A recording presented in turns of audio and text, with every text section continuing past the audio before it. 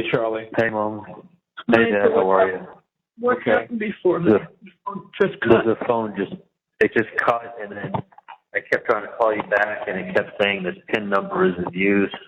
So I hang up, and then I restarted, and then I wait 10 minutes, wait 15 minutes, and then it usually works again. It's just a computer glitch that has to go through. I knew there was something, I knew there was something wrong, but if it ever happens and you can't get back, I think you hung up on me. I know it's just a problem with the phone. Okay. So, yeah, of course. Yeah, don't ever worry if that happens. Last night they were coming back to the tablet. So it's like if I didn't give them my tablet then through the door, they wouldn't have charged it. Oh wow! Literally, they come to your door. There's a hatch. They don't open your door. There's a hatch, like a mail thing that you open the hatch in the middle of the door. That's how they pass you your food. So they come over, they bang on the door, and they open the hatch, and they go, "Give us your tablet." And you got like 2 seconds to give it to them. If you don't give it to them, they got to close the hatch, and then I wouldn't get charged for today. I'd be locked in the cell with no phone and looking at the wall for 24 hours. They would have cut us at some point anyway because I think we got off at like 10:43. Didn't you say they cut it at 10:45? They stopped the call. Yeah, I think we were on the phone until 10:35, 10:34. Yeah. So I knew at some point that was going to happen, but okay. But at least they charged it. So you've got us fully charged now? Yeah. I mean, it's already down to like 85%, but 85% will last the whole day. Yeah. Okay. Check your phone and see how much money is on there. Well, I think the only way I can check it is when I call. Like when I call and it says like you have $75 or whatever. All right. But I'm fine. I mean, I'm not going to go through it. Oh, wow, I got 223 on the commissary. Yeah, don't put any more on the commissary. I won't be here to use it. So that should be enough, right? 223. Well, you're only allowed to use how much a week? 40, and I think they charge you $2.75 a day for being here. So so what comes out about 60 a week or 70 maybe? 65. Oh my God. So if I assume 70, and you have how much in there? Because I don't get the commissary amount. I can only add. I don't see 243. I'm good to go. 243 at 70. No, 223. I'm fine. I'll let you know. Listen, I'll let you know. I'll know when I'm leaving. Okay. I got a court date through. But so your court date is not going to be for a month, right? For usually 30 days. Yeah. Okay. And Dan is going to come for that. Yeah. I'm sure Kate won't be there, but Dan will be there. Yeah. No, you wouldn't need Kate there, but yeah. Okay. So he's gonna come for that, and then I'll probably be sent. Usually the buses leave, I think, Tuesday or Thursday, so depending on what day that falls on. I may be sent the next day, or I may be sent the following day. Yeah. They leave you at 2 in the morning. Okay. And where do you go from there? You said you go to a general place first, not directly to where you go. They take everybody and they bring it into intake, which is you broke up. Intake, which is where, honey? It's called Camp Washington is what they call it. Oh, okay. I think it's the area. You don't know which part of the state or anything, right? Oh, I'm sure it's like an hour and a half. Can you hear me okay? Yeah. Can you hear me okay? Yeah, I do. It's a little bit fussy. I don't know if you said Tallahassee. I didn't hear what you said. No, is that better? Oh, much better. Yeah. Now I can hear you. I think it's around an hour and a half, 2 hours from here. And they have you shackled up on the bus. And they move you at like 2 in the morning. And they bring you there. And they do the whole intake process with you. So and you stay there for a little while or what? Charlie?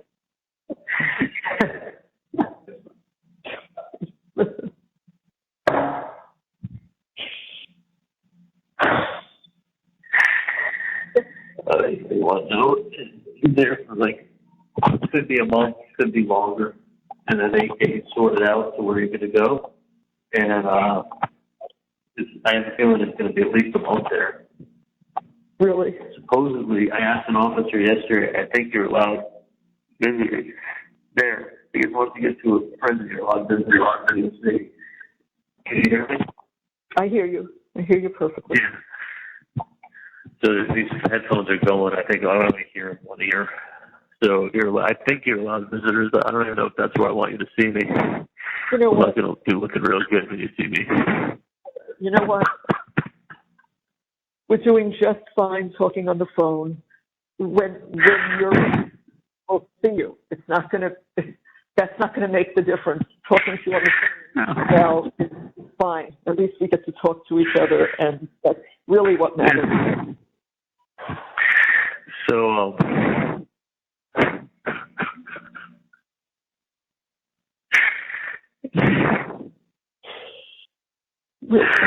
We'll always be able to talk to you, Charlie. We will always be able to talk to you at any time. anytime, Charlie. Anytime. Anytime you call. I wish we could call you, but we can't. We have to just wait. So, they're gonna take the intake. They go over all the rules to teach you about prison. Like you have to have your bed made with hospital corners, and you have to have a 6-inch collar to your bed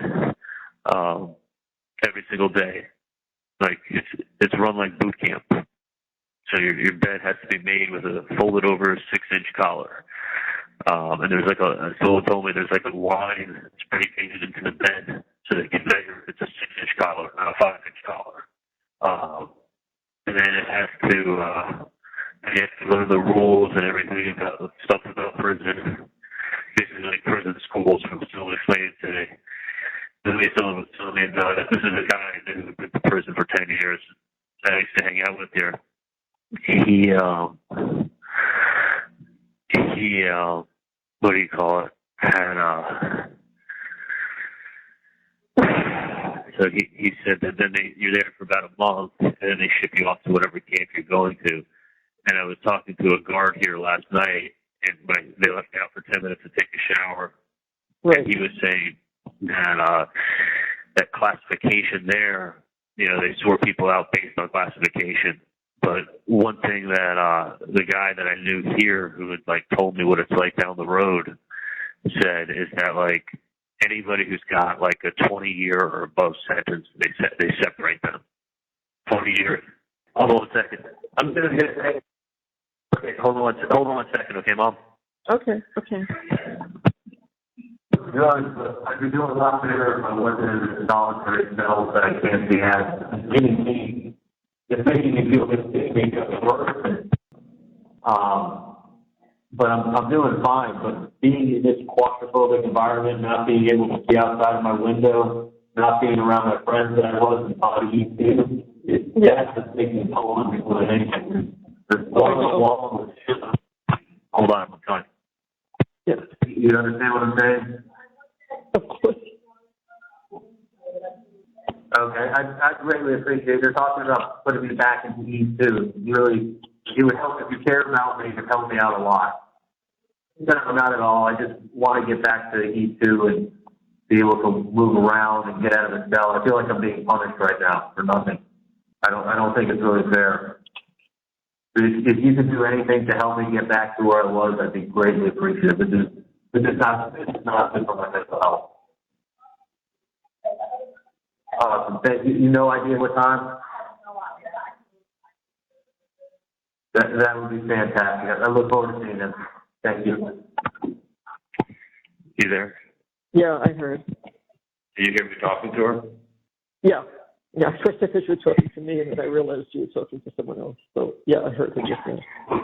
When you pressed on the button on my phone, on my cord for my phone, did you hear the whole conversation or none of it? I believe so. When you asked her about, yeah, sure, I did. Yeah, I was trying to tell her I'm fine, but this is not good for my mental health. Right. Yeah. Oh my God, it's just crazy, Mom. I mean, I look at where I was 2013, dating Junko, her wanting me to move into the continuum with her, and I look at myself now, and I just I can't even, like. You can't. Don't even go there. It's not good to go there. It's not. Yeah, it just seems like a destiny from a former life, a different time, a different person, and a different life. Like, I just got a text on my phone because we have I don't know where this is from, but there's a leak in the refrigerator that's kind of flooding the floor. And so they told us to be up at 8:20, and he just texted me he's leaving the office to come up. So give me an hour or so with this guy so we can, hopefully they could, an hour and a half, they could figure out what's going on here. And I will text Dan, or call him rather, after 10, just to see what's happening. And that way, if you call him, you can just say, has he made any calls or whatever? I don't know, but just. Can you talk to the guy? Can you talk to me a little bit more? Yeah, I can talk to you more. Can you talk to this guy for a little bit? Sure. Yeah, the guy with the flood. Okay, yeah. So let me go in the other room because I'm not even properly dressed. So the other room. If he needs to check that water, let me know, honey. Okay. Dad's gonna handle it.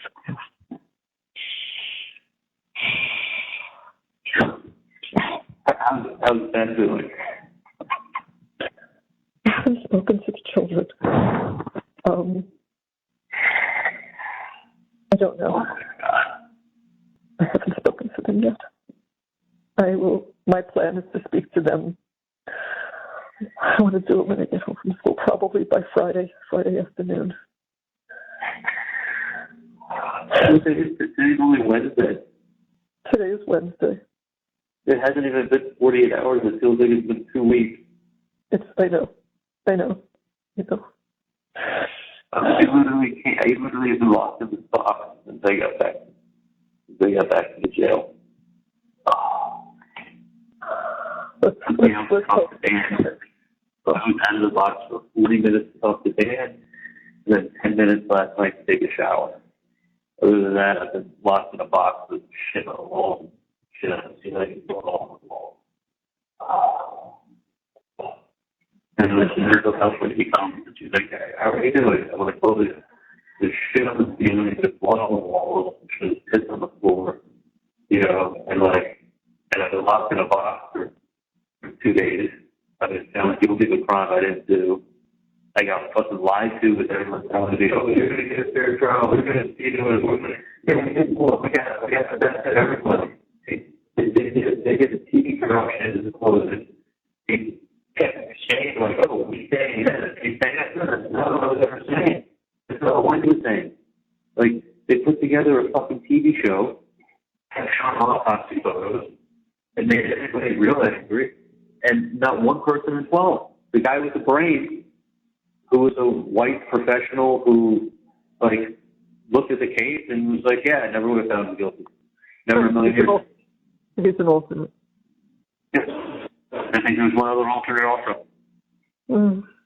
Like, just that close to, like, actually having a life. Instead of going to fucking hell. It is literally, it's not even the fact that you're away from everybody. It's that, and then you're also in hell. It's like the mental and the whole, and it's not, trust me, it's also the stress because you're not in a safe environment. I know, that's what they have to work on for you. He has to work on that for you. The only way they can keep you safe is if they put you in solitary. You come out for 30 minutes a day, you're by yourself, you're in no contact with any other human beings, and then they keep you safe. And they're running facilities, they're not running, not called that. It's not a federal prison is different. People go to federal prison, there's actually gyms there, but they have everything. Federal is paid for by the Fed. State is paid for by the state. State doesn't get federal money for state things. Like education gets paid for by the state of Florida. That's why, like, in really poor states like Mississippi and Louisiana, I mean, they've got serious problems with some of their prisons that are like, you see like based on like TV with like the state prisons in Louisiana, like Angola. I'm sure you've heard about them. Yeah. Or I mean, it's literally like, I mean, it's inhumane like storage and dangers. Look, you're going to be with people who have 20-year plus sentences. They will not put, like, if someone gets 10 years in prison, they won't even put them with you. They won't put them together with you, because people who have 10 years are getting out. Most people they know, when they've got a 20-year sentence, they know there's a good chance they're never getting out. They're people that have given up on life. They know they're not getting out. They know they're not getting out. They don't care. They turn into people turn into animals. You put them in cages. You give them no hope. They're not getting out. They don't care. What can you take from somebody? He's already in prison for life. What are you going to give him, a second life sentence? Okay. I know. We both know. We know. Okay. So the guy gets a second life sentence. He's already got one life sentence. I mean, one thing I've heard is that, like, people, like, with stabbing and stuff like that, they don't go down the guards. Because what are you going to do? Press charges against someone? Okay, the guy's got a life sentence. What are they going to do? I mean, your work was also, you got a life sentence too. I mean, you go and you tell the police, you tell them that this guy just got stabbed by who you got stabbed by. Like, you're going to get stabbed again. And if they're like, well, we got to move him with facilities, we'll put him in another facility. Do you know that every time they transfer you, they make it public record? It's on the internet. They will know where you're going before you get there. Like, if they move you from a place in Central Florida to a place in the Panhandle, right? Whenever the transfer orders go in, it gets posted. It gets put on, it's public record. So if I got moved from Central Florida to the Panhandle of Florida, right? It gets posted.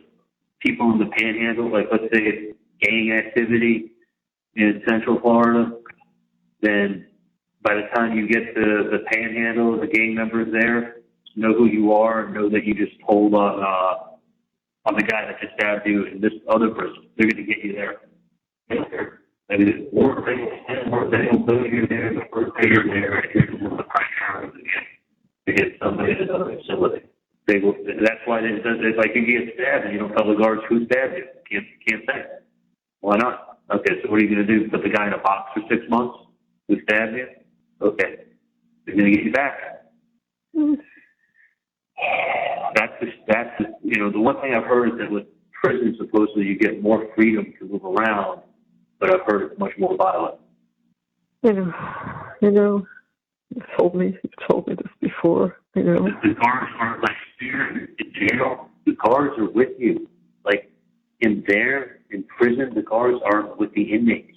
The guards don't walk around like here. The guards walk around the pod, and it's like there's cells. Then there's the center area that's about 80 feet by 40 feet. That's got in the center of the triangle where the tables and the desk is set up. And the guards in that there, and every 25 minutes he gets up and does rounds. Walks by every cell, looks in every cell, and the guard's right there with you. In prison, it's not like that. They're in a control room. They're in like a glass enclosed, it almost looks like a control tower at the airport. Like they're in a glass enclosed booth. They can call the radio stuff in, but they're not out walking amongst you. And they're supervising it's like in the center, supervising like 2 dorms. I mean, it's going to be, hope to God. I mean, there's no way they can not look at me and say he doesn't need protective management. Yeah. It's going to take a little time to figure out all of this stuff and how that happens, but I know it will be worked. I know it will be worked on. Yes, I know it would work. And hopefully they don't do protective management like they did here, where they're like, okay, you're in a cell for, you come out an hour a day by yourself, otherwise you're sitting in your cell. You know what? Let's not think about it because we don't know. It's just conjecture. Let's hang in there, wait and see how it happens. All right? It will be looked after. So, Ollie, I don't like to say it to you. Dad's going to need me up front because he's not holding it together all that well, and I need to talk to the repair guy without let Dad come in here. He'll be okay. Just get along a little bit. So I'm going to switch places with him. So okay, you know, I'll be fine. Sorry. No, you just, please Do you want me to just let you go so you can talk to Dad? Dad, I'm not able to talk to him when he's like this. I just need to, I just want to get him into the bedroom so he can lie down, and I'll go out there with this guy for a little bit. Do you want me to talk to Dad, or just want me to just let Dad lie down? No, I want Dad to go lie down. I want you to talk to him right now. He's Xanax. I'm sorry. I don't mean to upset you guys. No, please. It's not that. It's just that as each time he walked by, he heard some of the conversation. He's losing it. So I just want to get him to come down, lie down. I think I will give him his Xanax and let him rest, and then I have to go out. Give Dad his Xanax. I'm sorry. Look, want me to just talk to Dad and tell him I'm doing good? No. I want you to talk to him later. He's just going to need to put his head down now. Okay, honey? Give him his Xanax. Yeah, I will. And call back, so you'll talk to him after. Okay, honey? When should I call back? I would say give him an hour. Just want to give him something and let him rest, and then call back. Give Dad a Xanax. I'm sorry. I didn't know that was... No. He'll feel better when he hears you with your voice like this. Okay? Want me to just talk to him for a second and tell him I'm doing okay? Yeah, hold on a second. Make it real quick. Honey? Yes. Okay. Here a second. I told Charlie that you just need to lie down for a few minutes, but I told him that he wants to just split his voice so you know he's okay. Okay, I'm all right. Yeah, I'm all right. You know, I'm good. Yeah, I'm fine. I appreciate you guys listening. I don't need to stress you out with anything. Oh, no. I want you to be able to talk to us. It's much better if you can talk things out. Much better. Get it all out. It is, please. I'm gonna be fine. I'm gonna be fine. So I just want to tell you.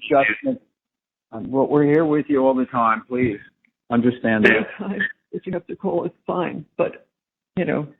Yeah. No, I love you guys. I'm sorry. I got so much running through my head. Of course you do. I know. You do. No, I'm fine, Dad. But I would tell you take a Xanax, because if I was you, I'd be doing the same thing. I would take a Xanax. I told him. You're better off doing that than dealing with the stress. Yeah, no, he's going to take it, lie down for a little bit, and I'll deal with this guy in the kitchen. Yeah, okay. Okay. I'll just talk to them downstairs. Do that. I'll be fine. I'll be fine. I'll call you guys in like an hour or so. Yeah, that would be perfect. That's fine. That would be perfect. Yeah. Okay, honey? Lay down and I'm going to try to listen to the radio. Perfect. Okay. All right. We'll talk in a little bit. Love you, honey. All right. Love you guys. Take care. Love Bye. you. Love you. I got it. Thank you for watching. Please like, subscribe, and turn notifications on so you don't miss the next one.